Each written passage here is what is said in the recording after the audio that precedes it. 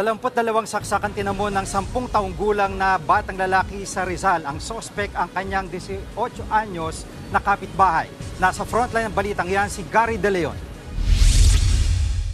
Sa kuha ng CCTV, makikita ang 18 anyos na si alias Mika sa harap ng isang tricycle sa barangay Dolores, Taytay, Rizal, mag-aalas 11 ng umaga kahapon.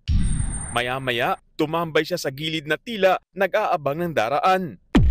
Sakto namang naglalakad ang 10 taong gulang na estudyanteng si alias Archie na pauwi sa kanilang bahay na ilang metro na lang ang layo sa lugar. Maya-maya, biglang pwesto ni alias Mika sa likod ni alias Archie at saka inundayan ng paulit-ulit na saksak ang estudyante. Bumagsak na ang bata at pilit sinasalag ang mga tama pero hindi pa rin tumitigil ang babae. May pagkakataong huminto siya, tumingin sa paligid at bumalik ulit sa pananaksak sa bata. Isang rider ng motorsiklo ang napadaan at sinita ang babae. Dito lang napatayo si alias Mika. Nang dumating ang iba pang residente, itinuro ng babae ang nakabalagtang biktima. Unti-unti namang lumayo si alias Mika na para bang walang nangyari. Ilang minuto pa ang lumipas, makikitang tumakbo na ang ina ng biktima para kargahin at dalhin sa ospital ang sinaksak na anak. Nagtamo ng 22 tama sa iba't ibang parte ng katawan ng estudyante. Himala namang nakaligtas ang bata na stable na ang kondisyon. Karamihan naman ay shallow, mga mabababaw lang. Pero siyempre kahit pa mababaw yung mga saksak na yun, ay yun nga, kawawa din dahil bata po itong biktima. Ayon sa Taytay Police, hindi maipaliwanag ni alias Mika kung bakit niya pinagsasaksak ang bata na kapitbahay din pala niya.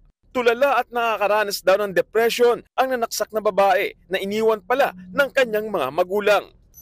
Itong suspect na babae is iniwan siya ng kanyang mga magulang sa poder ng kanyang lolo nung siya'y maliit pa lamang. No? So parang merong nakitaan na problema yung bata. Bagamat magkapit-bahay, hindi raw magkakilala si alias Mika at ang bata.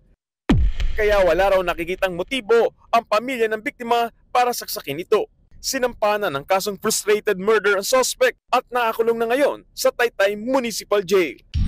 Nagbabalita mula sa Frontline, Gary De Leon, News 5. Mga kapatid, Jiggy Manikad po, iba na ang may alam at may pakialam sa panahon ngayon. Para sa konkreto, kumpleto at komprehensibong balitaan sa Frontline, mag-follow at mag-subscribe sa social media pages ng News 5.